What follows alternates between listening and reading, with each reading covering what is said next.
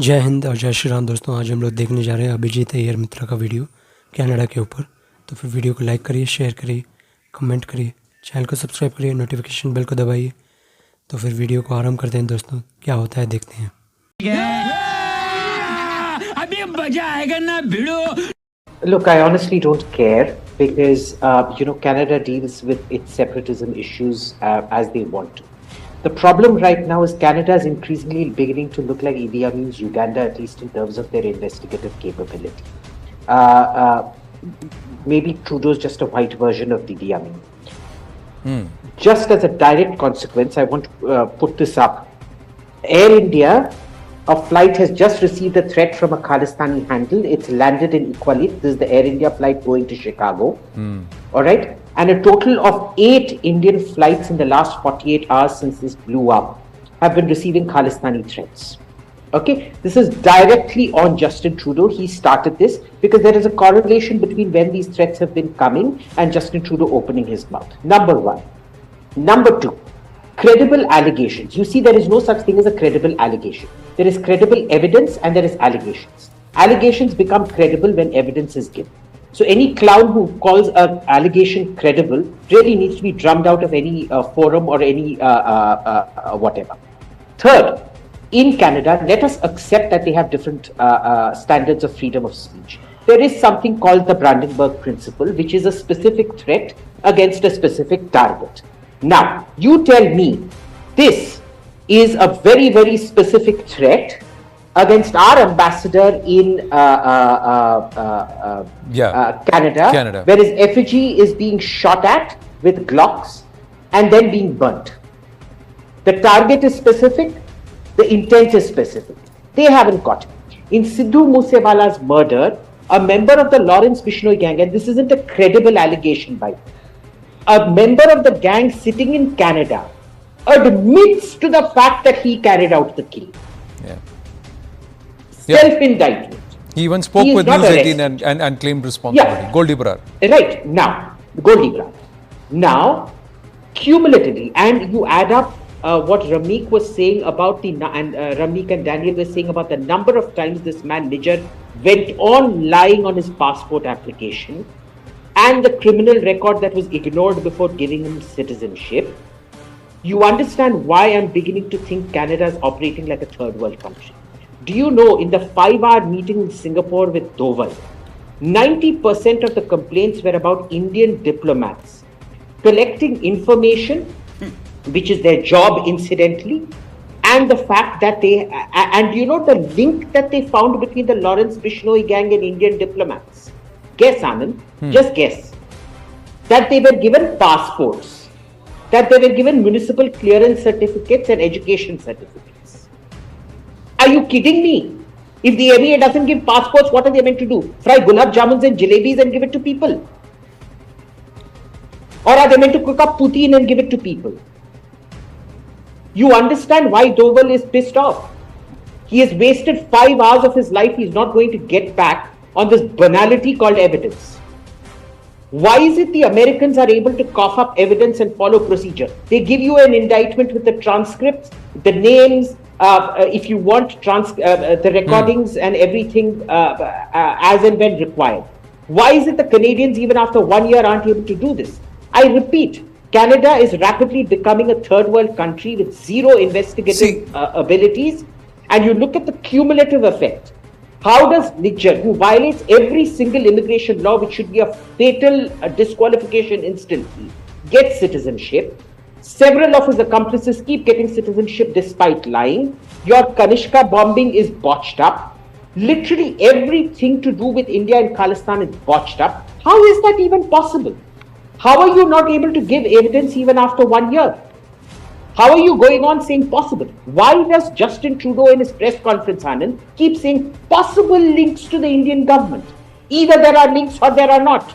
No, not just that. On possible links, do you say that the ambassador of a nation is a person of interest? That's harakiri, diplomatic harakiri, political harakiri, and in any erudite level of governance, you would not do it because you're spoiling relationship for a long time. Noah, your turn. Thank you for your patience. It's just that Canada may have a perception about freedom of speech. but then it should have an equal barometer of where you draw the line. You can't allow a Gurpatwant Pannun to openly threaten a sitting MP of Canada and get away with it. Sitting MP is being threatened. That's kosher. And a wanted man for another nation is found dead, and you are saying that we are willing to sever diplomatic relationship and take it right down to the all-time lowest. It somehow doesn't add up, Noah. Yes, please. Yeah, so there's some areas of agreement between us and some areas of disagreement. Yes. I'll try to be brief. Yes. So I'm agreeing with most of you guys, with all of you guys, in that the whole decision about whether to extradite or what to do should be based on evidence that's transparent. So that's where we agree. Another place where we agree is that one country should not be doing targeted killings on another country.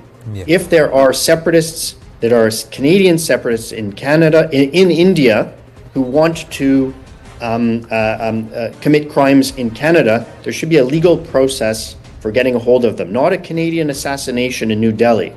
The thing we disagree about is the role of the state in getting rid of its enemies. So I do not agree that India should be involved, if they are, in the assassination of Sikh separatists on Canadian soil. See, that's exactly, Noah, what I'm saying. There is a difference between quick an allegation and qualifying it with if, and a credible evidence where you know that you are the people who have done it. So far, Canada has not produced credible evidence that it is Bharat that has done it. And if Bharat had done it, I don't think we as a country would have had any qualms about accepting that we have done it, because we would have told Canada, listen, these are the total number of interrogatories, these are the number of extradition requests. This man is trying to orchestrate secessionist activities and terrorism in our country. We have negated him, we have neutralized him.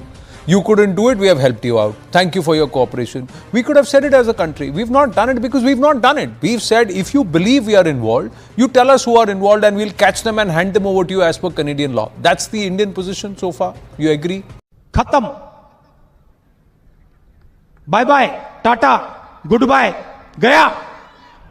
दोस्तों video को like करिए, share करिए, comment करिए, channel को subscribe करिए, notification bell को दबाइए ताकि जब भी हमारा वीडियो ड्रॉप हो तो सबसे पहले आप लोग देख सकें, और अपना राय ज़रूर व्यक्त कीजिए, आप क्या सोचते हैं इस वीडियो के बारे में।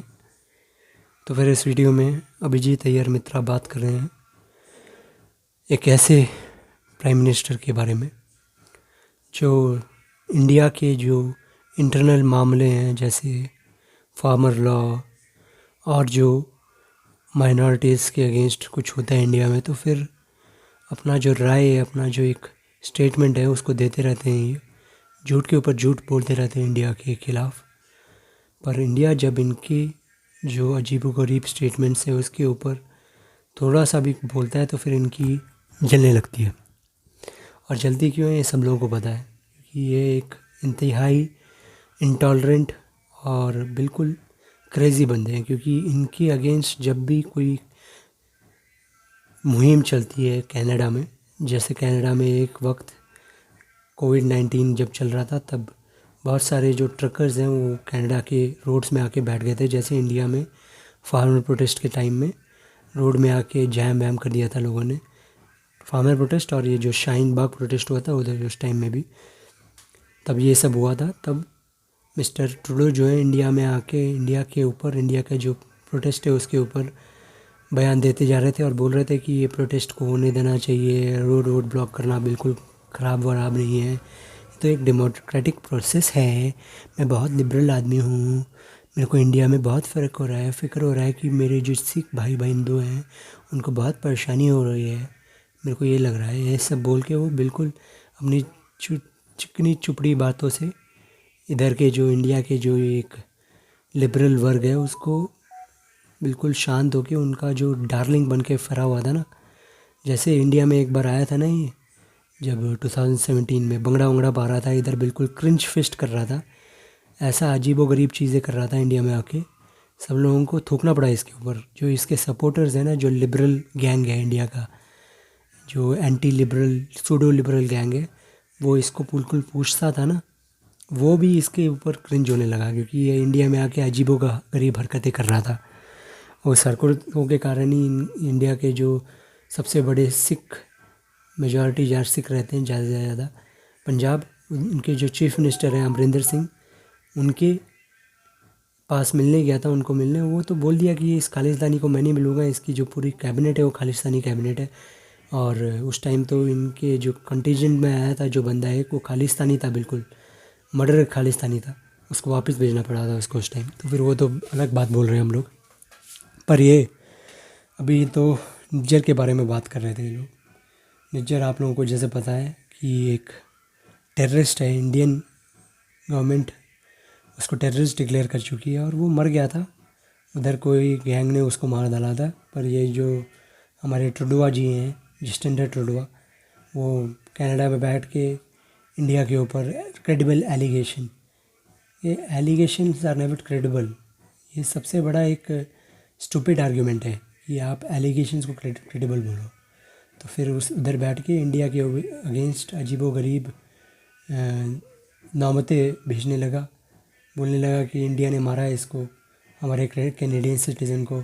और उधर जाके जो यूएस है उसके जो 5 आइज़ नाम का एक इंटेलिजेंस कॉरपोरेशन का एक वो है, कॉरपोरेशन का एक फोरम है, उधर जाके इंडिया के अगेंस्ट बयान देने लगा। इस बंदे की तो ये एक आदत सी पड़ गई थी। पर इसको तो अभी अपना ये जो पॉलिटिकल करियर है ना उसको सेव करने के लिए अनाप शनाप बोल रहा है। इसको लग रहा है कि हारने वाला है इसलिए ऐसा बोल रहा है, वरना तो ये बिल्कुल यूज़लेस बंदा है। इसको कोई फ़र्क नहीं पड़ता इंडिया के साथ, इसको रिलेशनशिप पूरी तरह ठीक तरह रखने में इसको कोई भी वो नहीं है, क्या बोलते हैं, इंसेंटिव नहीं है और डिसइंसेंटिव है कि इंडिया को इसको पूरी तरह दबा के रखना है इसको। ये ऐसा बंदा है। और इंडियन गवर्नमेंट इस नाउ अभी बिल्कुल उठ गई है क्योंकि इंडियन डिप्लोमेट्स के ऊपर आ रही है अभी, क्योंकि ये इनके जो खालिस्तानी लोग हैं उधर कनाडा में बैठे हुए हैं। वैसे भी मैं बोलता हूँ ये जस्टिन ट्रुडोआ जी को, जस्टिंदर जी आप अपना नाम चेंज के एक सिख बन जाइए, सिख नहीं खालिस्तानी बन जाइए। सिख तो आप है नहीं, इंडिया में है सिख जो भी हैं, हमारे जो आर्मी में सिख रेजिमेंट है, सिख लाइट इन्फेंट्री है, वो सब सिख भाई हैं हमारे। और भी बहुत सारे रेजिमेंट्स में हमारे सिख भाई हैं। पर ये जो जस्टिंदर ट्रुडोआ जो हैं ये एक खालिस्तानी है, कट्टर खालिस्तानी है। इनकी खालिस्तानी ड्रीम कभी पूरी नहीं होने जा रही। तो फिर इनको कन्वर्ट होके अपना जो ये रिलीजन है उसको त्याग के खालिस्तानी बन के, और जो उधर एक ब्रैम्पटन होगा उधर कोई उधर बैठ के एक काव आउट कर देना चाहिए कनाडा के ऊपर ही। जैसे उधर क्यूबेक के लोग हैं जो अपने आप को बोलते हैं कि वो सेपरेट देश है उनका, जो वो सेपरेटिज़म के एक मुकाम में हैं वो लोग, वो फ्रेंच वेंच बोलते हैं उधर क्यूबेक में। तो वैसे ही आप इधर एक ब्रैम्पटन में एक खालिस्तानी स्टेट बनाइए और उधर खुश रहिए। इंडिया में ऐसा भसड़ मत मचाइए क्योंकि आपके जो लोग हैं वो भसड़ मचाने के लिए आते हैं इंडिया में, और पूरी तरह उसको ख़त्म करिए। जो अनाप शनाप हो रहा है इसको ठीक तरह देखिए। और इंडिया को भी देखना चाहिए इनके जो ये जो पूरा एक इकोनॉमिक तरीका है इनके देश में, हमारे जो लोग जाते हैं उनको भी रोक देना चाहिए, बोलना चाहिए नहीं जाइए आप लोग, आप दूसरे कोई और देश में जाइए। पर ये जो एक खालिस्तानी देश है जहाँ पे इंडिया के अगेंस्ट सब कुछ होता है और इंडियन यूथ जो उधर जाता है वो भी रेडिकलाइज हो जाता है, उसको भी खालिस्तानी पट्टी बना देते हैं ये लोग। तो फिर वो उसको रोकने के लिए इंडियन यूथ को भी उधर जाने नहीं देना चाहिए। ये जो कैनेडियन ड्रीम जो है सिख भाई बहनों का, उसको पूरी तरह हमको थ्वाट करना चाहिए। और इंडियन गवर्नमेंट में को जो चंडीगढ़ में जो एक वो कॉन्सुलेट है उस कॉन्सुलेट को बंद कर देना चाहिए और बोलना चाहिए आप लोग सब बाहर में जाइए, आपको इधर इंडिया में ज़रूरत नहीं है आपकी, और बैठे रहिए उधर आपकी जो खालिस्तानी ड्रीम है उधर खालिस्तान बनाइए, कनाडा में बैठ के एक सेपरेट नेशन बनाइए। पर इंडिया में बैठ के आप नहीं बना सकते। India has shown the red line है इंडिया का। India doesn't support any kind of what is it called, this bullshit that is called separatism.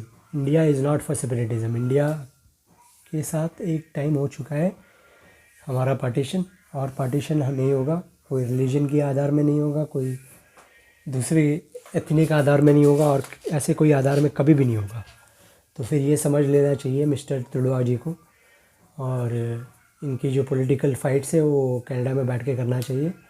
और चीन वीन के साथ जो इनकी दोस्ती है बिल्कुल इसके कारण ही तो हो रहा है ना, ये चीन की दोस्ती है। और उधर फॉरेन इंटरफेरेंस जो असली देश कर रहा है वो चीन है, चाइना है। और चाइना जिस कंट्री को सपोर्ट करता है उसका नाम है कनाडा। और कनाडा के जो चीफ प्राइम मिनिस्टर है इनको सपोर्ट करता है चाइनीज़ लोग।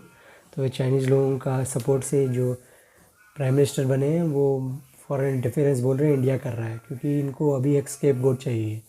उधर एक कमेटी बैठा हुआ है इनके अगेंस्ट जो चाइनीज़ इंटरफेरेंस हो रहा है और जो सपोर्ट कर रहे हैं चाइनीज़ लोग। ये चाइनीज़ लोग मतलब ये जो चाइनीज़ जो मेनलैंड चाइनीज़ के जो लोग हैं वो लोग मिस्टर ट्रुडो जी को सपोर्ट कर रहे हैं। और ट्रुडो जी उनकी सपोर्ट में अभी अपना इलेक्शन को सीधा करने के लिए इंडिया के अगेंस्ट बयान दे रहे हैं।